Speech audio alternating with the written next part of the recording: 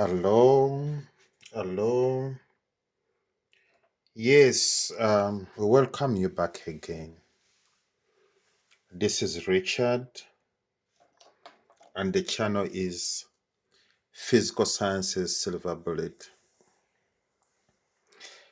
Okay, what are we looking at today?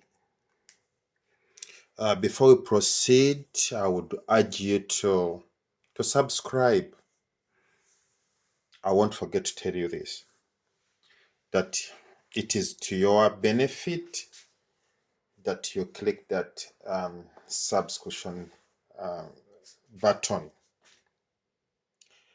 so that you can get all the videos which we'll be posting. Okay, what are we looking at today? We are looking at direct transfer of electrons. This cell, this arrangement is part of galvanic. Some people mistaken it for electrolytic. It's galvanic. What we see here is that electrons are transferred directly from the solid to the liquid.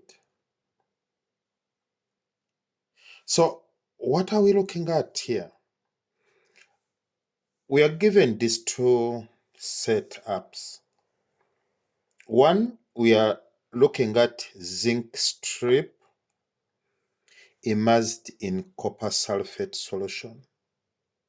And in the other one, we are looking at copper strip immersed in zinc sulfate solution. Now, when this case comes, what we are tasked to do is to assess which of the two reactions is feasible, is spontaneous. Now, there are procedures we take to identify which one is spontaneous. Let me arbitrarily write what we would expect from each. What would we expect? From experiment A, we would expect this. We would expect zinc to react with copper sulfate. Typically, this one will give you zinc sulfate plus copper. That's what we would expect from experiment A. From experiment B, what do we expect? We expect copper solid to react with zinc sulfate, giving you copper sulfate plus zinc. Now, I want to tell you that one of these reaction will take place spontaneously without any energy input. The other one will not take place unless you force it by applying energy or external source of energy.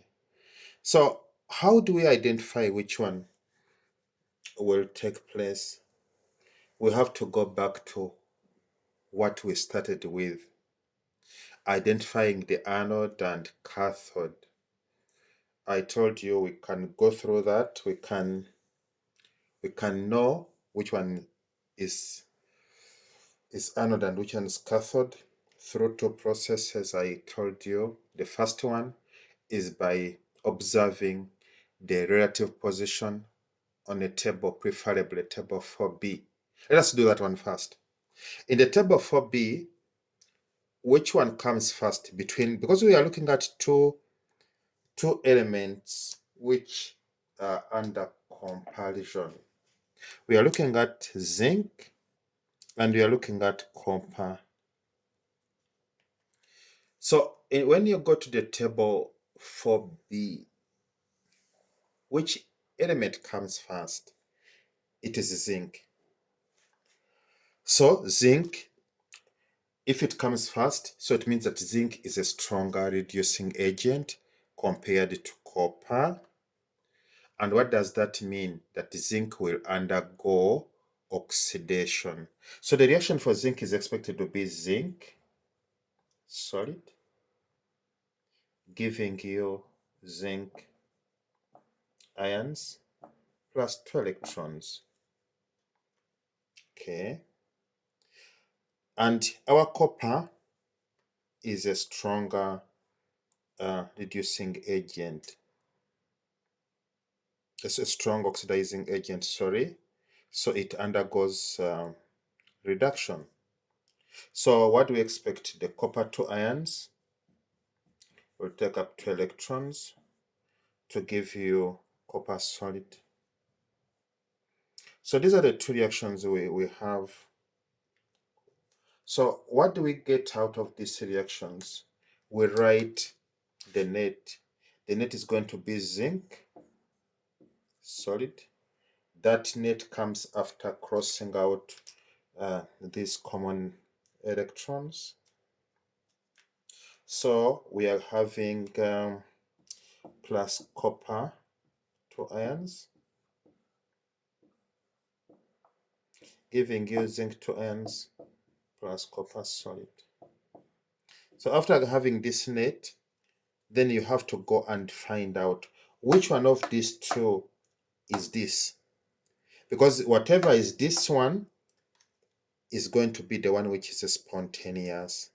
So let's check. When you look at this reaction, it's the copper solid, which is this side, which is on the reactant side. While for this one, for ours, copper solid is on the other side. Okay, yes, that one has failed.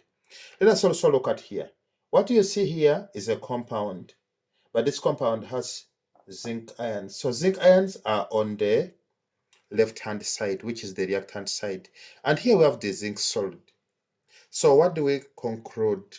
That this reaction is non-spontaneous. The energy factors does not favor it. And we have, what do we look? We look for this one. So in other words, this is our conclusion. The conclusion is that this experiment where copper solid reacts with the zinc ions is non-spontaneous. Altogether, non-spontaneous. So, which reaction is in line with what we have here? This is the reaction. So, in other words, this reaction here has a green light. It is what? Spontaneous. By the virtue of this net. Now, there are some features which are associated with the spontaneous reactions. Okay, you have to remember that that galvanic cells are exothermic. So when you happen to have a thermometer inside here and a thermometer inside here, this thermometer will give a rise in temperature. Rise in temperature. While this thermometer here will experience no change. So that is how we can identify which reaction is spontaneous and which one is non-spontaneous. There is another version which you can use, another approach which you can use if this one tends to be so complex. The version is simple. It says that whatever comes first in the table 4b should be the solid. That one seems to be simpler.